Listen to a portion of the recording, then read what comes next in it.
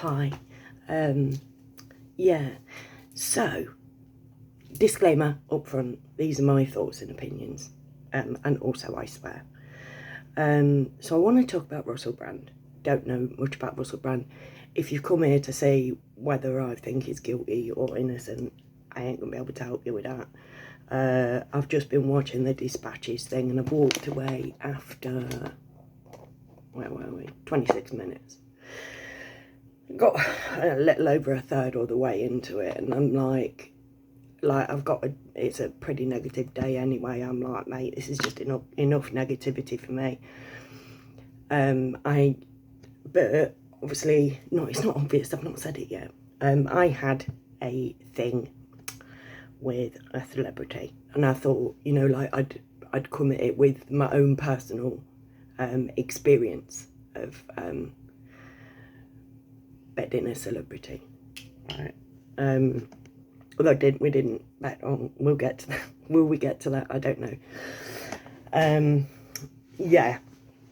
So, where do I start? Do I start with my?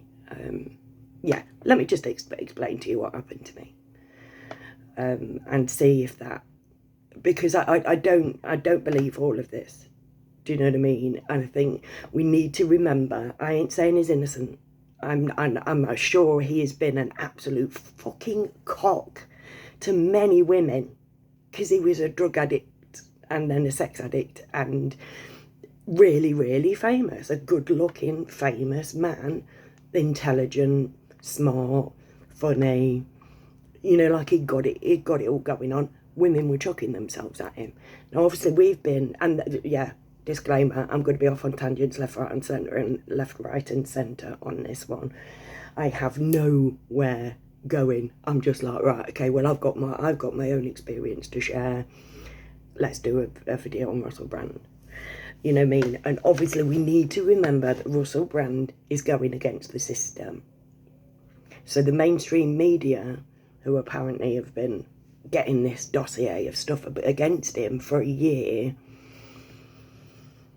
like, we have to remember that they are in the production business, that they are in show business. This is the business of show. And literally, if somebody was going against them, they have everything in their fucking power to clap back, right? Like I say, I don't think he's blameless at all, but I think that I think that it is a smear campaign. Time will tell. Obviously, we've had the old Philip Schofield thing and the Hugh Edwards thing, and you know, like it seems to be just a new genre of television. Of, you know, I don't get it. It's like people are cunts, right? So speaking of cunts, right, let me tell you this story. Way back 30 years ago, I had a fling. I was married at the time. Yes, I was unfaithful to my husband. I was 21, something like that. 2021. We got married too young. It was an unhappy marriage. Like, really. I know. And I think he was knobbing about behind my back as well, to be fair. Anyways, I got a bit of a fancy for this actor on EastEnders. And I wrote to the BBC or whatever, asking for his autograph. Now, I used to do this. Like, basically, it was Jason Donovan, right? The day that Jason Donovan walked into Neighbours, I basically found the address for the production company and wrote to them, because emails didn't exist back then. Wrote to them and asked if I could have a signed photograph of his autograph. They sent back Jason Donovan's picture with Jason Donovan's autograph on it. I was like, mate, this is revolutionary. So whenever I used to fancy anybody, I was such a child, such a fucking child. Anyways, so I'd write off for their autograph and I'd get them back, and I thought this was wicked, because I thought, you know, like, celebrity was the biggest fucking thing back in them days. Anyways, so I wrote to EastEnders and asked for his autograph. Anyway, one night, because we didn't used to have mobile phones back in those days, I'm in bed with my husband, phone rings downstairs. I run down the stairs. There was a pterodactyl, like, powering the ring inside, you know, like off the Flintstones. Yeah, so I answered the phone, and when I'd messaged him, I'd got a bruise on my knee, right? And I'd had this dream about him, and I did actually have this bruise on my knee. And in my dream, he pulled back my bathrobe and went, "Oh, you've bruised your knee." And I'm like, yeah. He kissed it better. One thing went to another. I ended up putting this in the fucking letter, didn't I? Anyways, Friday night, I comes downstairs, answer the phone. "How's your knee?" Now, literally, I thought there's somebody on the other side of the road here.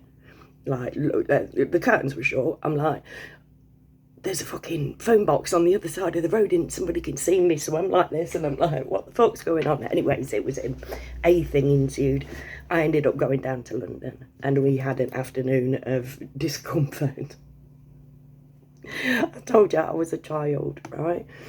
I had a friend who said that they'd written to a pop star, I'm not going to say his name, and that he'd invited them to London, and he took her shopping and said, "I'll buy you anything you want," right?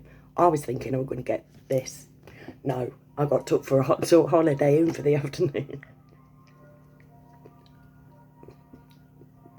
Oh my God, that man was so obnoxious, like literally so obnoxious, so rude.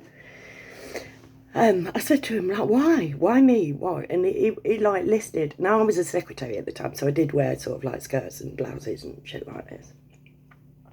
He said, "Oh, you're a classy bird," was one of the things.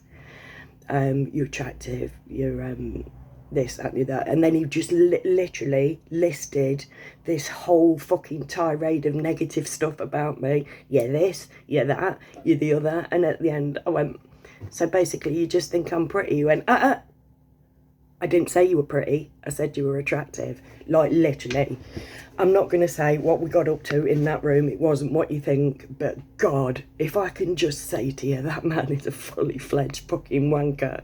Like, literally. And I was just there. And I'm like, I want my mum. I want to go. I want to get out of this room. It was fucking horrible. The man is a knobhead. Right? And I bet he's not no better now. Right? But, yeah, he was an absolute knobhead. And, yes... but still, right, came away, and I'm like, he suggested that me and my husband, or that I, bump into him when he's out with his girlfriend, and we have a threesome, right? And I'm like, no, do you know what I mean? No, I was a right prude back in them days, such a fucking prude. I'd had a kid, you know, I knew what it did. Yeah, so I'm like, no, thank you. Anyways, then at Christmas, I sent him a postcard, like, but again, through BBC. And he rang me up again, and I'm like, no, I'm sorry, I'm not interested. I don't want to do it again. Didn't want to do it in the first place. Boat was hung like buffalo, like, gotta be said for the guy. So yeah, then I split up with that husband, spent a couple of years on my own, got with my next husband, told my next husband about it. He's like my second husband, proper con man. I'm talking shit about people. Like, I do apologise, because it's like, that usually when people slag people off, it's because they're a bastard.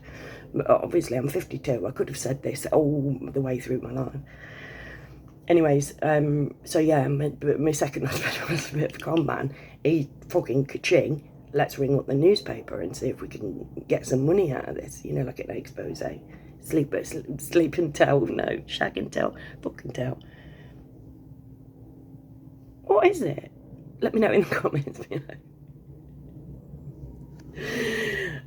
Yeah, kiss and tell, that's the one. Yeah, sort of kiss and tell thing. So I did, I rang them up, and I would have put it in the newspaper for money. I would have done that. I wouldn't now. Like, literally, you could fucking, I don't know, unless I got in touch with him and said, "Do you want to go off?" You know what I mean? I have no shame. They have no shame. Thing of getting older, innit? Anyways, so yeah, I did do that, and it was fun. But I tried, and they're like, "No, we need proof that you actually, so if you could get a phone conversation when you're on the phone to him or stuff like that, and I'm like, no, that mean having to talk to him again, and I think he's a dick. So I just shelved it. And now, that was for money. Now, he was rude, and he made me feel uncomfortable, and I did not want to be there. Do you know what I mean? I thought it was going to take me out to dinner.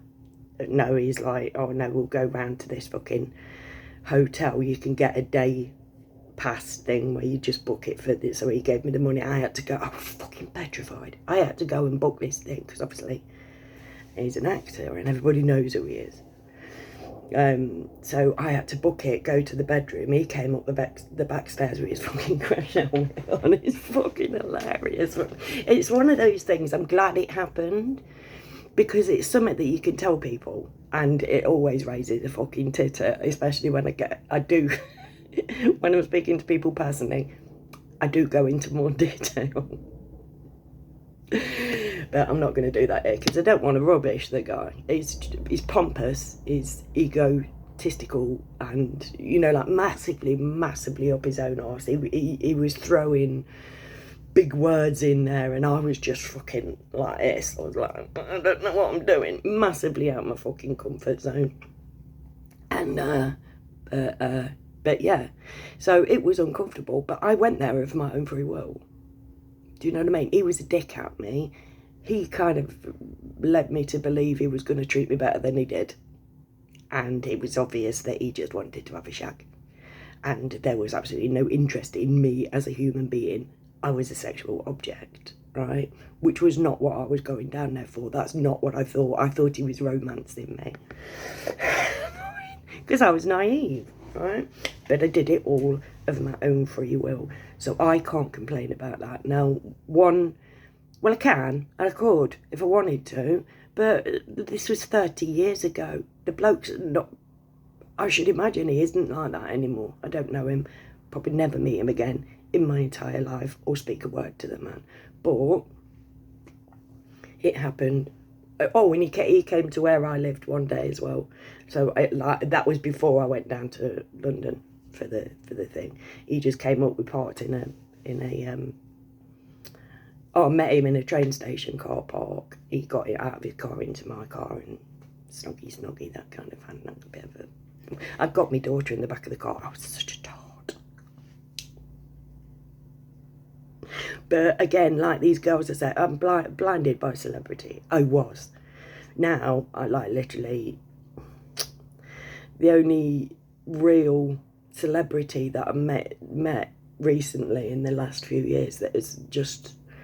that I felt anything about, oh my God, look who it is, as when I was sitting outside Leicester train station and Kate McCann walked past me, and I could have just put my fucking foot out and watched her face plant the floor, and I'm such a pacifist, but afterwards I'm like, why didn't you leg her over? She walked like right there. It's like murderous bitch. Sorry, my thoughts and opinions. I'm not saying. It weren't her anyway, to be fair. She knows who did it, but it weren't her. In my personal opinion, obviously. But I still should have let go. Fucking scrawny bitch. Yeah, so I'm not bothered by celebrity. Having said that, if I was ever to lay eyes on BTS, mate, you'd see me lose my shit. But back when I was young, proper, wooed by celebrity, I was. Yeah, so we're listening to these girls. There are so many of them. I know, like I say, this is only like half an hour in. But there's so many of them going like, oh yes, well, we were dating and then he did this thing. You know, like, it's not, I don't know. You know, like I say, I'm on the fucking fence, right? The dude was promiscuous, and he was self-proclaimed promiscuous. He made no bones of the fact. So it's really difficult to come after somebody like that, because it's like, well, I've told you that this is how I am. They're taking clips of his fucking stand-up and using that as proof as proof. And it's like, no, he's a comedian. This is what he does. Like they're saying about him saying, oh, them best blowjobs when it goes down your neck a bit. That's fucking funny. Do you know what I mean? And he's like, when your mascara runs. Then there's some girl saying, oh, he put his penis in my mouth and he said he just wanted to see my mascara running. And that just seemed just a bit too contrived for me, you know, because this is a production company. Like I say, I'm not saying he didn't do it. Not saying he didn't do it. These people were in a consenting relationship when this happened. He had been seeing this girl for some time. I don't know. I just, I'm following, not following. I ain't really that bothered. Oh, I did see this morning, actually. You know, oh, what's her name? Wait a minute. Oh, come on. Georgina Bailey, the granddaughter of Fawlty Towers star Andrew Sachs. She was 20 years old when she got into a thing with him, and he, you know, it's Saxgate, if you remember. Like him and Jonathan Ross, who didn't get cancelled, were basically leaving messages on Andrew Sachs' answer phone. I didn't really follow that much. I'm just reading it back, and he got into trouble for it and whatever. She said she met him. She was on the beginning of a road of drug addiction herself when they got into that, and basically she spiraled into drug use, and she said, hold on a minute. Now that the scandal hit actor Andrew hard and he didn't speak to his grandchild for 8 years. Now 3 years sober, Georgina credits rehab for saving her life and believes Russell genuinely... I've gone too far. Here you go. No. I thought I was just a 20-year-old girl at a party, but looking back on it years later, I was already in the throes of addiction myself. I was really lost back then. And she's upset because Russell made millions of pounds doing a stand-up routine about it. And that was really hard on her, and rightfully so, the poor cow. Do you know what I mean? But then she said, I hope that these alleged survivors get the help that they need. For about 10 years after Saxgate, it was very hard because I didn't know whether I was in the wrong. So when he apologised to me, it was a huge weight lifted off. Brand, who strenuously denies the claims made against him, which have come to light following a joint investigation by the Sunday Times, the Times and Channel 4 dispatches, who were all paid by the same people. These don't think that these are investigative journalism. Like, these people all work for the same people. Every journalist works for the same people. Well, not everyone. There are some fringe ones now and whatever. Sonia Poulton does not work for these people, for example. She's the only one I follow that I believe in, to be fair. But it says he paid for her rehab and apologised to Georgina for his treatment of her. So he is literally, she went down a slippery slope of drug addiction. He paid for her to get out of that and profusely apologised. She says, one of the things he said to me when making amends was, with great power comes great responsibility, and I didn't realise that before. And that made me realise he had realised he acted like a dick to me. I'm sure the fact that what happened to me being so public had something to do with him making amends. So yeah, so, you know, like, he's not, but put that in stark contrast to Hugh fucking Edwards, who just bloody launched fucking... We'll see if anybody comes out and says, I've been threatened with legal action by Russell Brand, or I've been threatened with physical violence, because Hugh Edwards went fucking schizo Joe Bob at this young lad that he'd paid for fucking sexual things. It's like, it's a real fucking nightmare. Like, the EastEnders dude, he also, I think, has a sex addiction, right? Had 30 years ago. Me bringing it up now would be fucking remiss of me. I would like to know how all of these women have been found, because apparently there's people from back 2012 and this, that and the other. How have mainstream media, let's not like Channel 4, Sunday Times, the mainstream media, they work for these guys. And you've only got to look at what they've been doing for the past fucking 3 years to see that they are not very hot on telling the fucking truth. Excess death. Like literally, we're currently going through something where people are just dropping down dead. These people, nowhere to be seen. Russell Brand is speaking out publicly against them bastards. Them bastards have every fucking motive to say, right, okay, I don't care how you do it, bring this fucking man down. Don't care how you do it, just fucking destroy him. Because then nobody will listen. That's one option. You know, the other option is that he is like a plant. I stopped watching him years ago. I used to watch, you know, like his YouTube channel. And I can't. He's not, he's obviously wordier than I am.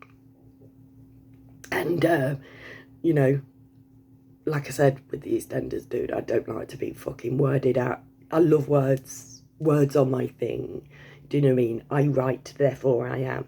Do you know what I mean? And then, so I do. I love words. Fuck them up when I'm speaking them, as you know, because you're watching me do it. But he's very wordy. Is it verbose? Is that the word? I don't know. Anyway, it's flouncy words, and it got a bit much for me. But I don't really follow anybody anyway, and I never have, because then I take my lessons and my cue from it all. And if I've not done it for 15 years. It's like when I first started talking, sorry, I'm waffling on again about a video I did yesterday. When I first started talking about it, and they said, like, the people, this, was an admin from this forum I was in, you say you say the same stuff that David Icke says. And I've had this, like, forever, like, the occasional people will do this. Humongous, great big difference between me and David Icke. And the reason I'm mentioning David Icke is because it reminds me of Russell Brand, because Russell Brand apparently has a tattoo of the Pied Piper. And that is what I think David Icke is. Because David Icke pulls people in to a safety net and teaches loads. And I ain't dissing him for it. I ain't dissing him for it. What I'm dissing him for is that he doesn't lead them anywhere. He's got so many fucking followers, and I reckon you could get a sex scandal about him and people would still fucking think, you know, like Russell Brand, oh, he's a shell. David Icke, oh, David Icke, like, you can't say a word about David Icke. There's a whole, it's like Army with BTS. It's like David Icke fans can be fucking vile at you if you even suggest that there's anything less than godly about the man. And it's like, well, where's his movement?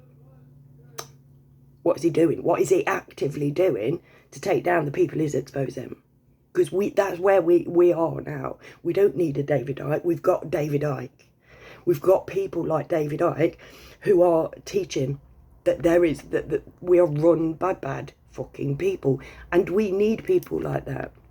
But we also need people who are going to go, right, what do we fucking do about it? Where do we go from here? How do we take this information and use it to get rid of the bastards? And I've never seen David Icke do that, ever. 30 odd years. Never seen him go, right, come on, let's formulate a plan. Let's sit down, let's make our own fucking group of people, our own committee, our own little this. Let's sit down, let's write a fucking manifesto, let's go from within. Just start a fucking movement. Why has he not started a movement? Russell Brand is more, I've seen more of him, but from what I see, he's sort of like, he wants people to find the light within so that we can do something about it. This is what I've, on the bits that I've sort of seen in the past. Other than that, can't really Can't really talk about whether he's on our side or not, whether he's a shill or not. I don't fucking know. But this makes me think that perhaps he isn't a shill. That maybe there is something about him, because this does look like a smear campaign. They have gone out of their way to seek out girls who've got anything fucking bad to say about him. And they've done it really effectively. Now, they didn't do that with Philip Schofield. They didn't go, right, who else has he been bumming? Let's go round all the young men that he's been bumming and see who's going to speak out. They didn't even let Matthew, have a say. Well, he didn't want to say. Who the fuck knows? It was just, oh, he did this one thing. With Russell Brand, they're trying to fucking, you know, calling somebody a rapist is really, really without, you know, like that should be police. That's not your job. It's not the job of the media to put him on trial. That's the justice system. Investigate him. That this one girl said that she'd had her knickers tested and all that. So that, she's accusing him of rape. She'd been to the police, a rape unit. They tested her knickers and all this, that and the other. Right, you've got that as concrete evidence. Concrete evidence. Police, concrete evidence. Why is he not got the police at the door? Why is he not being taken to court for that, for rape? Why is it on the fucking telly for everybody to see? Why is that girl, why are all these girls going, oh, me too, me too? They did say at the beginning of the programme, which is part of the reason why I just can't fucking watch it. They did say at the beginning that, oh, some of these are going to be actresses, because they started speaking. I'm like, well, she's an actress. She's acting. And it's like, oh, yes, some of the people have been obscured and some of the people don't want their names known and all that's this, that and the other. And some of them are actresses. So you're not going to know which of these people rubbishing him are doing it because they're fucking crisis actors. You know, like, it's just like, right, mate, you do this, I will fucking pay you, because they have got lots of money, not for us, but to shut people up and make people say what they want them to say. This is something that could happen. They could do that. They have the money to go, right, okay, you just embellish it a bit. You switch the tiers on. 300 grand. Do you know what I mean? That's all we want you to do. Just tell me what happened. Put a little, you know, and then they'll ask questions. The interviewer will ask questions that will pull things out. And people in that heightened emotional state will occasionally drop a tear. Not rubbishing them. I'm not saying that they're lying. I am literally half and half. Half and half. I do not know. Anyways, I'm going to get off because this is like nearly half an hour. Fucking hell. But I thought I'd just tell you from my own experience that it is really fucking easy when you have been with a celebrity to get tempted by the cash. All you got to do is say what happened. Like, literally, like, if I told you, like, all of what happened when I went down to London, you'd be like, oh my God, this man's a bastard. You know, like, he needs to be not around women or whatever. And it's like, no. You know what I mean? Yes, that happened to me. No, it wasn't very pleasant, but it was one day of my life, and it hasn't caused me any mental scarring. I haven't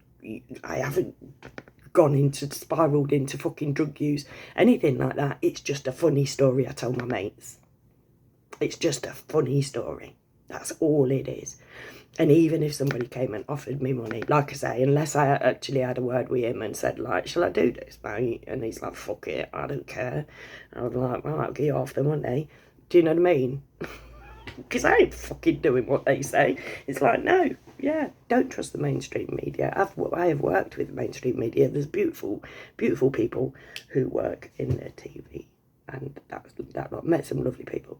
But, yeah, there's good and bad everywhere, and there will always be people who are tempted by money, because these breeders from the age of 4, that everything's about money. Even wearing your own clothes at school costs you fucking money. Everything costs money. Part of the reason I took my child out of school, because it was just like, literally just money, money, money, money. Anyways, right, go. If you've watched to the end, I owe you a bevy. And if you are a returning subscriber, let me know. I'll fashion you a badge. And if you want to get me an extra subscriber, oh yeah, yesterday I said on my video yesterday, oh, if you, because I've got what, 706 I think subscribers now, right, after 15 years, right, because I've never promoted myself. It's about getting it down there, right. Anyways, so I'm like, right, okay, I need to get more of an audience now. Could you get me a new subscriber? Everybody who gets me a new subscriber, when my subscriber number's up, I'll do you a badge for getting me a new subscriber, right? I don't know how to promote myself, mate. It's like I do badges, top fan badges on fucking Facebook and whatever. I'm just bringing it into the real world, mate. The physical embodiment of top fan badges. Anyways, yeah, so I put that out there. If you want to get me a new subscriber, I'll give you a badge. And I lost a subscriber.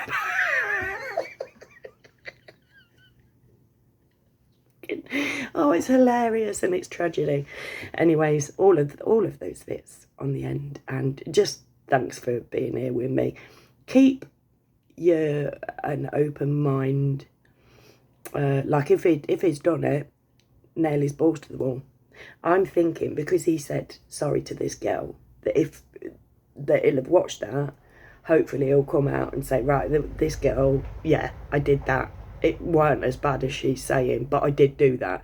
And if he comes out and says to at least one of these allegations, I did do, this girl, I was with her, I was a knob at this girl, and I am so fucking sorry, but she's embellished that.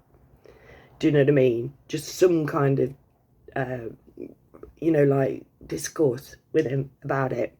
Then I'll have some respect. If he just disappears and says nothing, obviously he has strenuously denied the rumours. I'm reading this today of this girl saying he apologised, makes me think, right, I think that there's more about him than being a total dickhead. He's never made bones about the fact that he's, shut your fucking face, Kelly, and shut your fucking face. Anyways, I'll get off. Thank you for sticking with me for over half hour, if you have. And yeah, I love you all. Bye.